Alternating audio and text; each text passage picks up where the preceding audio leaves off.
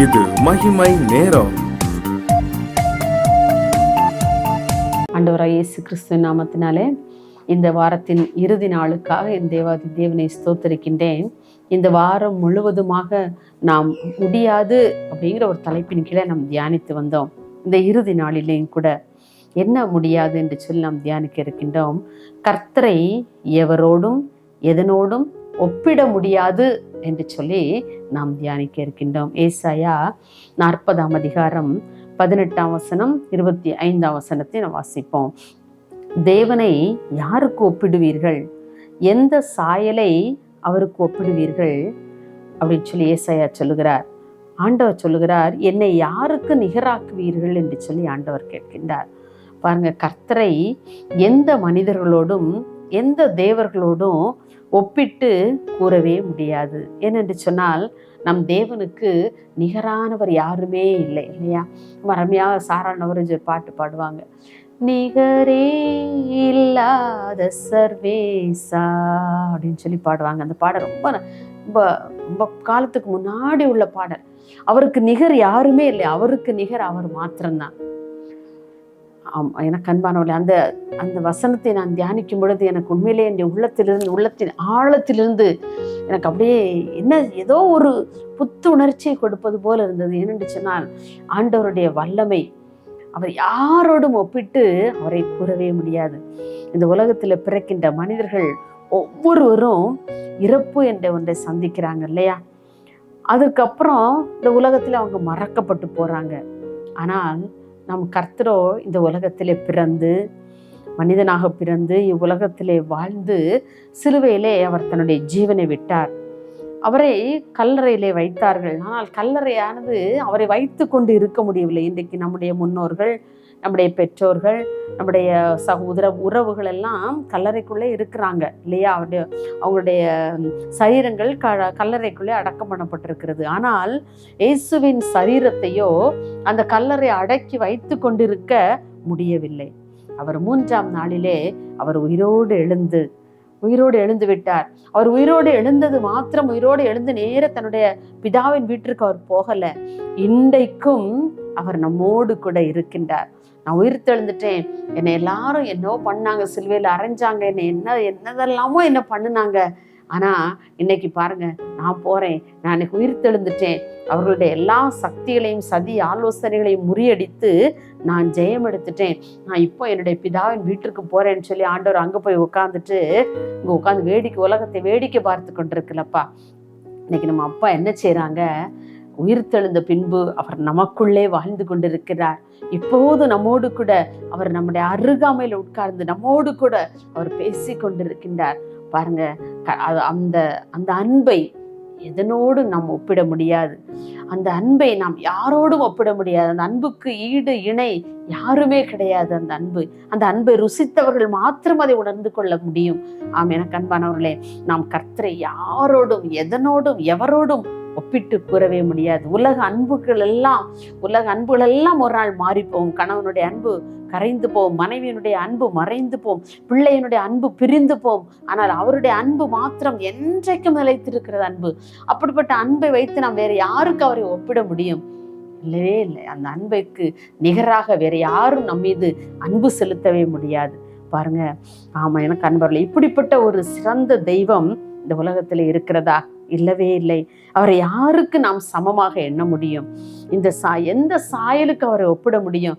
பாருங்க, ஆண்டவருடைய படங்களை, நிறைய உருவ படங்களை நம்ம அநேக கேலண்டர்ல, நிறைய டைரிஸ் அதுலலாம் நம்ம பார்க்குறோம்ல. அது எதை வச்சு வரைகிறாங்கன்னா, யூதர்கள் பொதுவாக எல்லாரும் பார்த்தீங்கன்னா அந்த முக சாயல் எல்லாருக்கும் ஒரே மாதிரி இருக்கும். அப்போ அதை வைத்து தான் அந்த ஜீசஸ் இப்படிதான் இருந்திருப்பாங்க அப்படின்னு ஒரு யூகத்துல என்ன செய்யறாங்க, படம் வரைகிறாங்களே ஒழிஞ்சு நம்ம யாருமே ஆண்டவரை பார்த்ததில்லை, இல்லையா? அன்னைக்கு யூதாஸ் கூட ஏன் முத்தத்தினால அவரை காட்டி கொடுத்துருப்பான்? அன்னைக்கு எல்லாரும் இருக்கிறாங்க, அவருடைய சீடர்கள்லாம் இருக்கிறாங்க. அந்த சீடர்களுக்குள்ள எதுதான் இயேசு அப்படிங்கிறது அவங்களால ஐடென்டிஃபை பண்ண முடியாது. அதனால தான் போய் யூதாஸ் சொல்றாரு, நான் உங்களுக்கு முத்தத்தினாலே அவரை காட்டி கொடுக்குறேன்னு சொல்லி, நான் எவனை முத்தம் செய்கிறேனோ அவர் தான் இயேசு, நீங்க பிடித்துக்கிடுங்க அப்படின்னு சொல்லிடுறாரு. பாருங்க, அப்படி அந்த அவருடைய சாயலை யாருக்குமே நாம் ஒப்பிடவே முடியாது.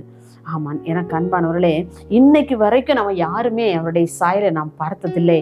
ஆனால் நாள் ஒன்று வரப்போகிறது. அவரை முகமுகமாய் நாம் தரிசிக்க போகிறோம். அந்த நாளுக்காக நாம் ஆயத்தப்பட்டு கொண்டு இருக்கிறோம் இல்லையா? அந்த ஆளுக்காக நாம் ஆயத்தப்படுவோம். எனக்கு அன்பானவர்களே, இதுவரைக்கும் நான் அவரை பார்க்கல. ஆனா அந்த நாள் வரப்போகிறது.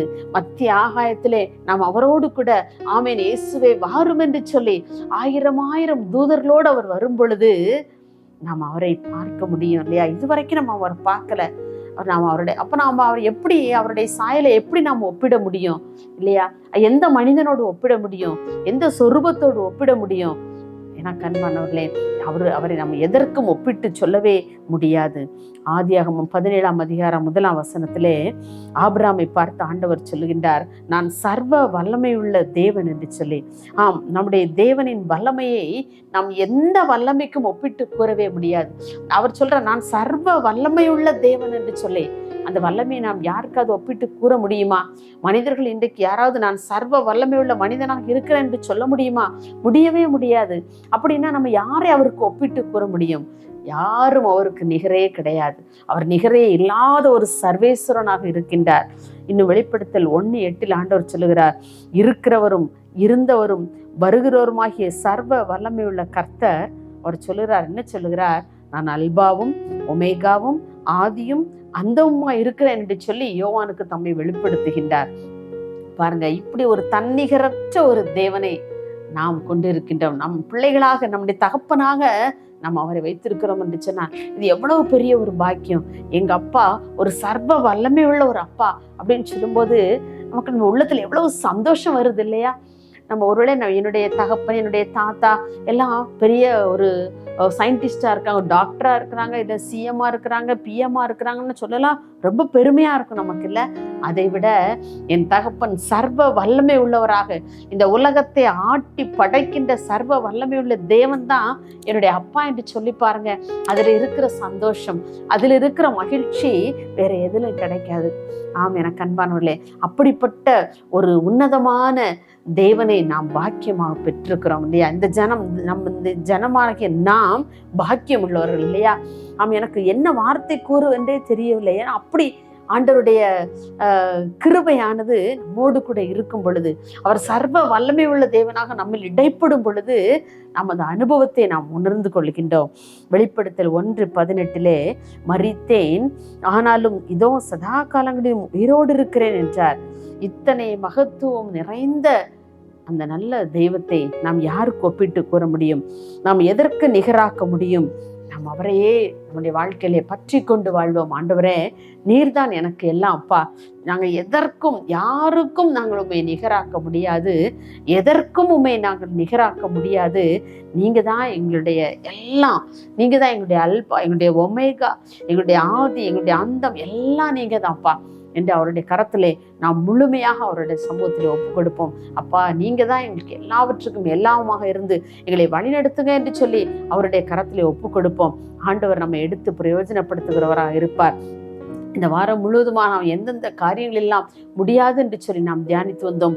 ஒவ்வொன்றையும் நம்முடைய மனதிலே நிறுத்தி, ஆண்டவரே, எங்களுக்கு எந்தெந்த காரியங்களில் எல்லாம் எங்களுக்கு ஞாபகப்படுத்துகிறீரோ அந்த காரியங்களை எல்லாம் ஆண்டவரே நீர் மாத்திரம் செய்ய வல்லவர். அன்றைக்கு யோபு சொன்னது போல தேவரை செய்ய நினைத்தது ஒரு நாளும் தடைப்படாது என்று சொல்லி அவருடைய கரத்திலே நம்மை முழுமையாக ஒப்பு கொடுக்கும் பொழுது நிச்சயமாக ஆண்டவர் நம்மை ஆசீர்வதிக்க வல்லவராக இருக்கின்றார். நாம் ஒரு நிமிடம் அவருடைய கரத்திலே ஜெபிப்போமா?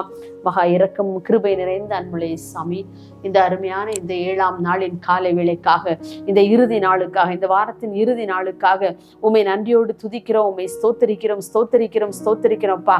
ஆண்டவரே, நாங்கள் உம்மை யாருக்கும் நிகரிட்டு பேச முடியாது ஆண்டவரே, நிகராக ஒப்பிட்டு எங்களால் பேச முடியாது ஆண்டவரே, ஒப்பிட்டு பார்க்க முடியாது ஆண்டவரே. நீர் எங்கள் மீது அவ்வளவு அளவு கடந்த அன்பு செலுத்தியிருக்கிறேன். சிறுவேளை உண்மையே எங்களுக்காக பலியாய் தந்திருக்கிறேன். இந்த அன்புக்கு நிகராக வேற எந்த அன்பு இருக்க முடியப்பா? இன்னைக்கு எங்களுடைய பெற்றோர்களை, எங்களுடைய குழந்தைகளை எங்களுக்காக தங்களுடைய ஜீவனை கொடுக்க முடியாது. ஆனா நீங்க எங்களுக்காக ஜீவனை கொடுத்தீங்கப்பா.